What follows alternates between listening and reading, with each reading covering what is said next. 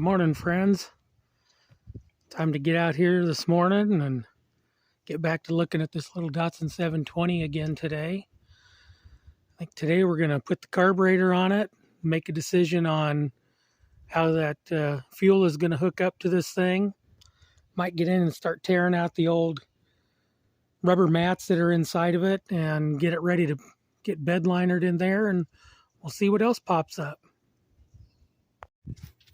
Well, first things being first, I got this area prepped and ready to go to get this new carb in there. Made a decision on this fuel line and manifold. It's a couple of lines coming up from the gas tank, a supply and a return, coming to this big old manifold, and basically it just tees off. It goes into the carburetor, and you got a supply side and then a return side once the carburetor's full. So I think what I'm going to do is use this to make my own tee, and I'm just going to put two brand new lines from down here where the hard lines come up to the back of the tank. I'm going to put two new lines up to my tee that I make out of this and just mount it all up on this side of the carburetor instead of bringing those lines up through that intake manifold. I think that's going to work better and look better in the long run. So let's get to mounting this carburetor up. So I decided I'm going to use the stock jetting on this thing, and the way they've just got it already tuned and set up, I'm figuring there's no need to mess with it. We'll get it on here, get it all working first, get this thing at least to where it's trying to fire, and then if we need to make some adjustments for this carb, we'll do that then. But for right now, we're just going to get this thing on and in place and see what happens.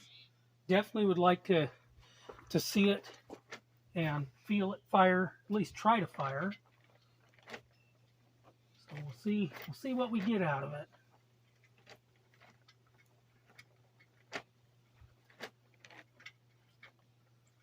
I talked to my son, trying to make a decision on what to do with these fuel lines. He's also a car guy and has been for a long time. He's working on a car over at his place right now. It's up on 4 jack stands. So if that tells you anything, he knows he's in for the long haul. It's a real project if you're all the way up on 4 jack stands.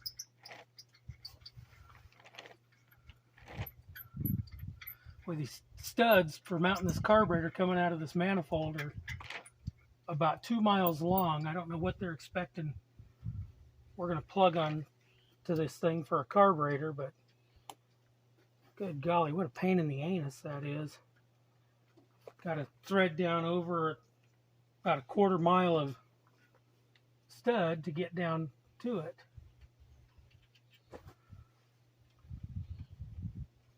Let's see, I know there's one back there. I just put a washer on it. There we go. Okay. Get that one started. Sorta. Yeah, it started. Just being that way. Nothing ever seems to go quick or simple or easy, but that's just kind of the way it is.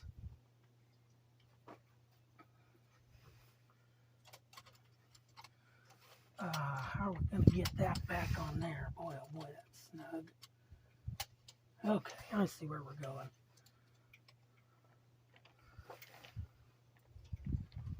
It's just crazy trying to get up in there and do all of it.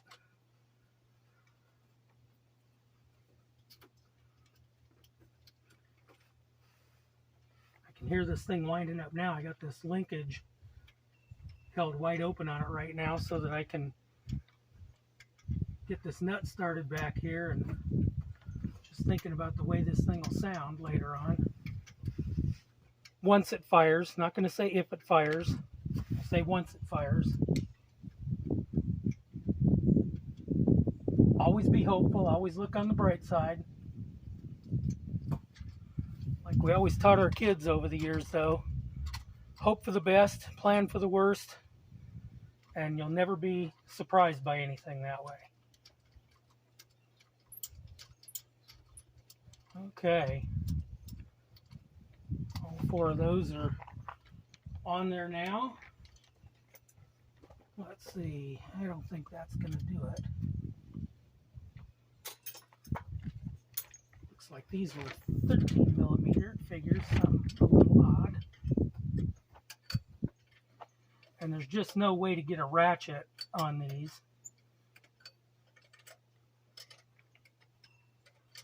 Darn lucky to be able to get a wrench at all on them. I don't know, maybe a wobble bit back in here or something might help get it on there a little bit. I don't know. But I'm not using one, so it doesn't matter. All right. Get around the other side here. See what we're dealing with. Well, one of them is going to be easy. That's kind of nice. Likely the only easy one, though.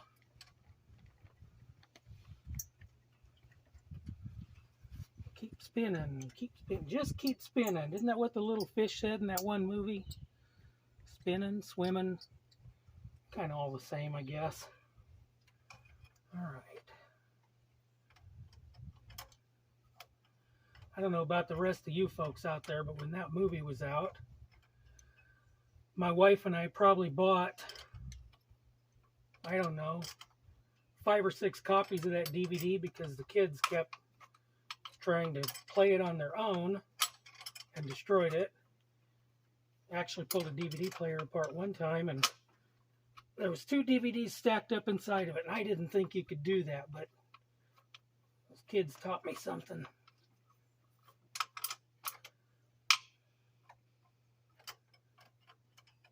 It is possible.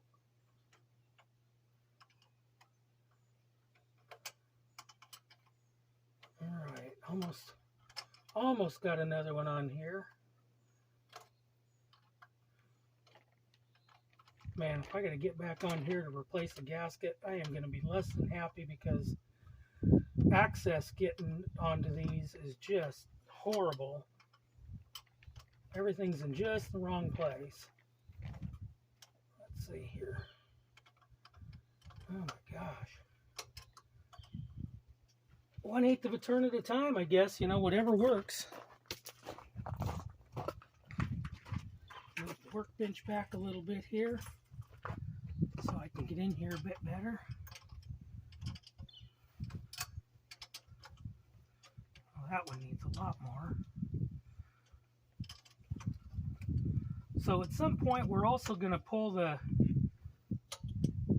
either pull the bed off this thing, or we got to do something with it because there's some rust. As I mentioned, this thing was a vehicle owned by a rural fire department at one time, so the rust in the bed is pretty generous, let's just say. So that's got to be taken care of. We're probably going to try to get in and get a wire wheel on it and get the whole thing cleaned down to where we can just put some spray and bed liner back there, at least get all the rust off. There's nothing eating all the way through, which is kind of nice. Well, I should take that back. I guess there is some stuff that's eating all the way through. It's in one panel at the front of the bed, but it looks like we can actually pull that panel off of this bed and replace the whole thing. So we may look at doing that. All right. So that carb is on there in place. The next thing I want to do is get this throttle linkage hooked up on here while I still have some access. So this is the stock throttle linkage that mounts to 2 bolts coming off the inside of the intake manifold. If you try to put this back on with both of these holes on both those studs coming out, it's just too tall for this Weber. But if you take it off of those and move it down and only put it on the bottom stud, you have just enough room to get your linkage back on here. So that's what we're doing with this.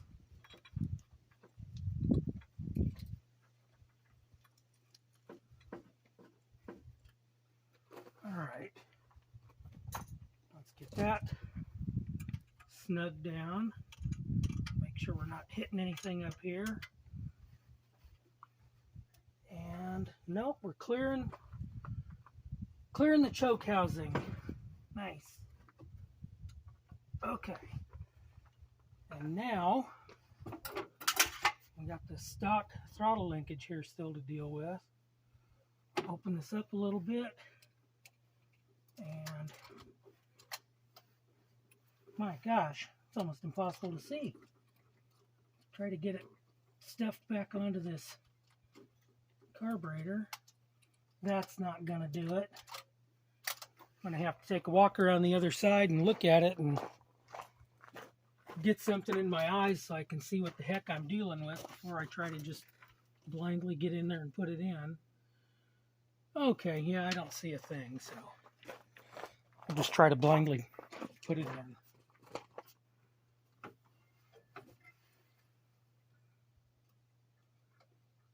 You'd think I would have looked this over before I just tried to get in here and do it, but that's kind of the easy way, so.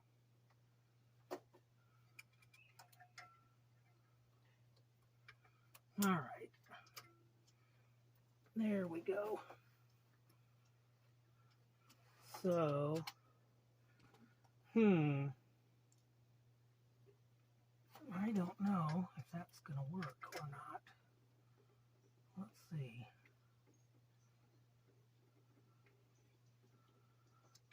We're going to come all the way back here.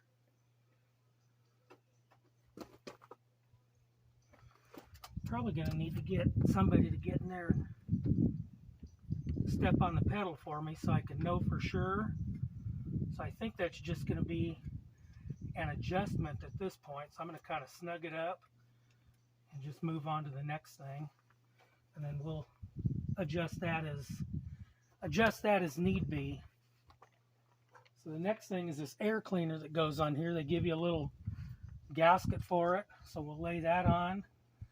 This plate only goes on one way because of the way the horn is on this carburetor. Plus there's the hole over here for the blow-by tube to go in. So let's get this thing on here. I have one of these holes I might have to stop and work with, one of these bolt holes. Because when I was farting with this thing the other day, I think I started to cross thread one of the holes here on it. So we'll find out here in just a minute. Hate to use a screw as a tap. If it's only the first thread or so, I might just resort to trying to jam the screw on in there. It's soft aluminum though, and that's probably stupid.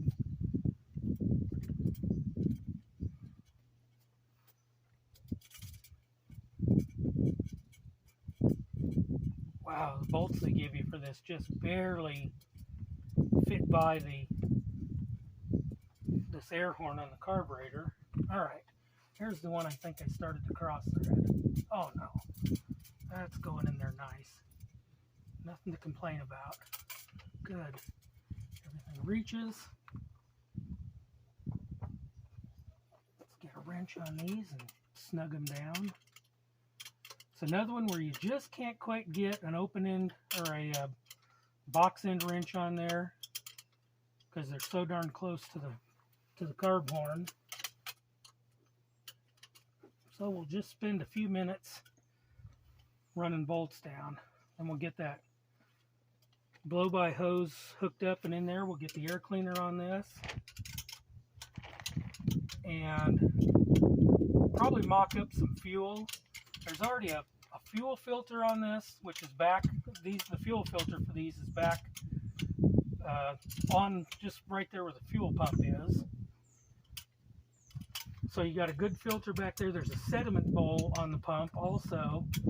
But I'm going to run another filter up here in the front, something I can see. Also, one more thing to catch that fuel, catch anything bad coming out of this old tank. We didn't purge this old tank, probably should. I was thinking about just cranking the engine over a little bit, letting that pump run for a minute, and seeing what kind of fuel is coming out. I know it's old and varnished, but I may just use it anyway. We want to hear this thing fire, and I don't think it's going to gum this carburetor up too bad. All right. Didn't torque them way down because there's no need to do that. It is, again, just soft aluminum, so. All right, let's get that through there and get their little fitting on there.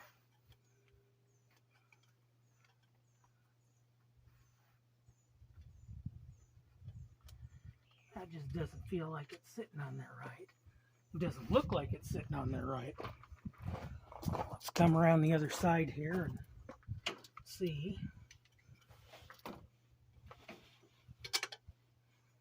Yeah, it's okay. It's just a me thing. I'm not looking at it straight.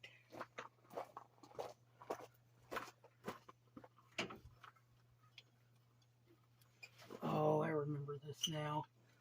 You got to get that fitting on it just a certain way. And if you don't, it actually hits the side of the carb just ever so slightly.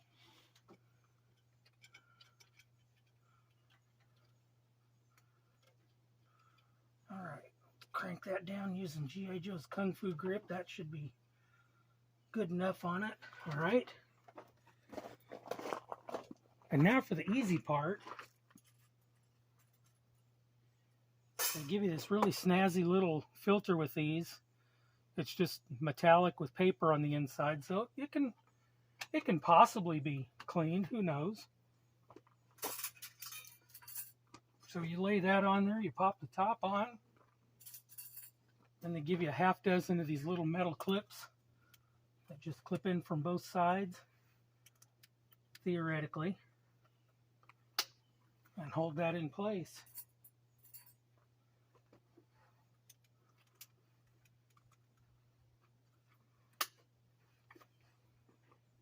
Well, it's definitely not going to go anywhere. In fact, it might never even come off again. Who knows? It's certainly snug. Okay, a couple more.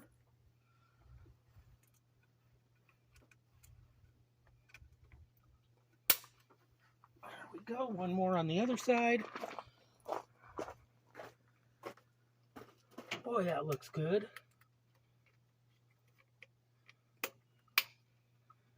Okay. And let's get a camera over here where you can take a closer, better look at that. So there's another somewhat popular YouTube channel you all might be familiar with. I think he goes by the name Vice Grip Garage. And the guy over there swears by these Wix 33002 fuel filters. So that's what we're going to use today on this guy. If it's good enough for him, I suppose it's good enough for me. So we're going to set that right there. And we're going to cut off a smallish piece of hose. And we will get that on here. Get a clamp on it, because you can't ever have too many clamps.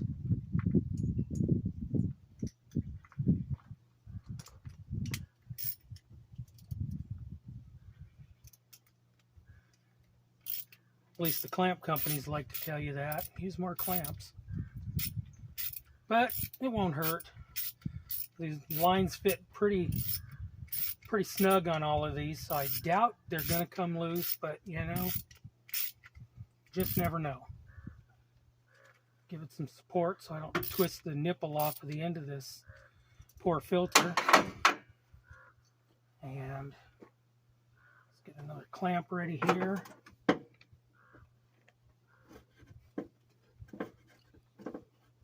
Give it a little salivary lubrication to help it get on. All right, tighten that one down. Guess I could have started snugging these down a little bit ahead of time and saved just sitting here and watching a filter be, or a clamp be spun on. But it is what it is at this point. Then I'm going to come up with some kind of bracket to mount to the inner fender well over here to hold this whole mess. All right, and one more chunk of hose. So let's at least tighten this guy up a hair.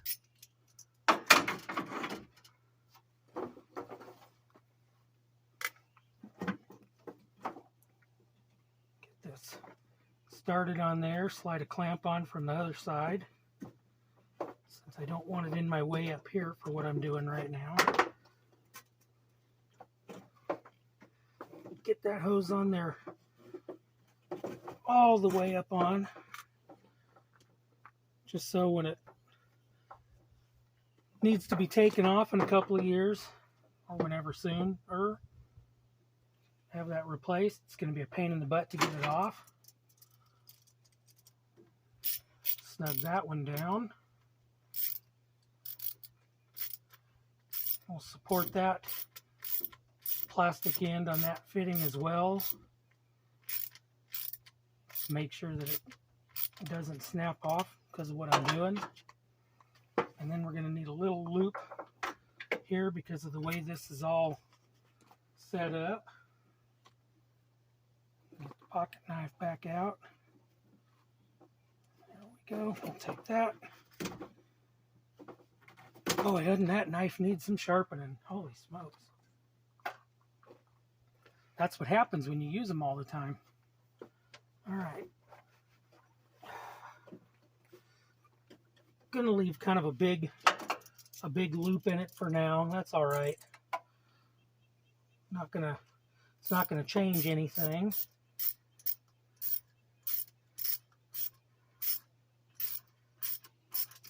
Just means if I need a little extra hose later on and I got a cracked end, I can cut it off and get another 3 weeks out of the old hose with just a fresh end made on it.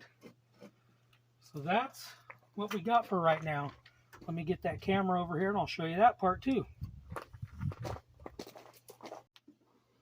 Okay, so there's what we've got. We just went on to that fitting coming up from the tank, through that new wicks into this carb. We'll clean that up later on. We'll just get this in place right now just to do some cranking on this thing and seeing what happens. And I think that's going to be it for the carburetor part right now. I think we might take a quick look and see if we've got spark on this thing too. So let me get reset and get ready for that. Okay, so I've stuck a battery in this thing. We'll get our spark plug tester on here. We'll use this candidate right here. And I'm going to put it up here where I can see it. I don't know if you'll be able to see it too, but I'm going to lay it right there. And let's get in here and give it a crank and see if we see something.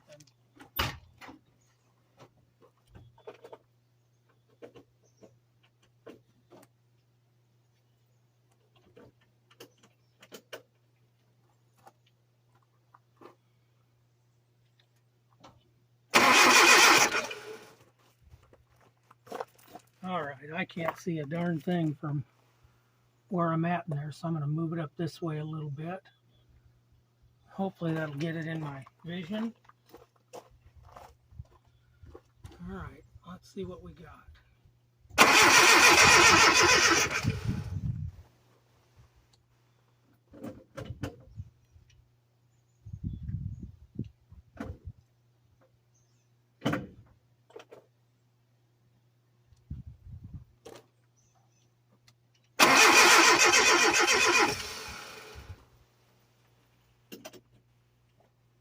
Well, I can't see a darn thing, so I'm going to have to bring a working buddy down here. Probably bug my wife here in a little bit and have her come down and look at this thing and tell me what she sees. So I think that's going to be it for this part right now. And when I get on some of the next stuff, get back on here, shoot a couple more videos of it. I think it'll probably be tearing the inside out. And I will update everybody on the spark issue. So while I'm waiting to update the spark issue, we're going to go ahead and start tearing these mats out. It's kind of a bummer because you can still see the Datsun logo on them, but they really are a mess. They've been mouse peed, they're cracked. We really need to get under here and see just how much rust is in these pans. So they're coming out. Not going to bore everybody with a video of that, but all that rubber, old cracked nasty rubber, is going to come out of there. We'll clean it all down to metal and we'll get it bedlinered. And I'll show what the result looks like here in a little bit once all that comes out. Well, here's a first look at it. A lot of rusted screws. Yeah, there is a little bit of rust under here. It looks like there's some fairly decent rust around what I'm assuming are the body mounts, but otherwise, this dude's in good shape under here.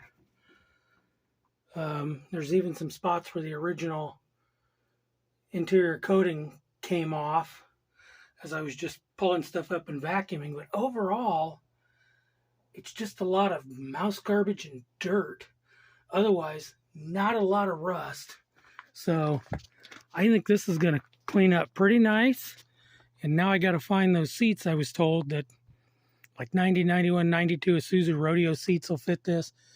These other seats that were in it, they really are trashed. Just total bad shape.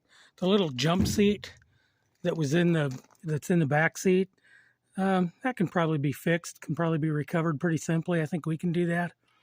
So yeah, first shot at this interior on it, just to get that cleaned up, and I think I'll stop and do some more work on it. Well, an update on the spark issue. I had my spark tester assistant help me out, taking a look at it. We have no spark. So the name of the game will be to check voltage to the coils first, make sure we've got something there, and then move it forward. So that'll be a next time thing. And then also one quick look at the inside of this after doing a lot of vacuuming and cleaning out and pulling out stuck bolts and everything. First impression, it smells a whole lot better. It doesn't smell like mice anymore. And it's clean enough to start getting in here with a wire wheel and getting off surface rust, getting loose stuff out, and then going to town with some bedliner in it. So I think I'm going to leave it right there for today, and we'll see everybody next time. And as usual, if you wouldn't mind hitting the subscribe button, hitting the notification thing, if you feel like helping an old guy out, that would be awesome. Thanks for watching, everybody.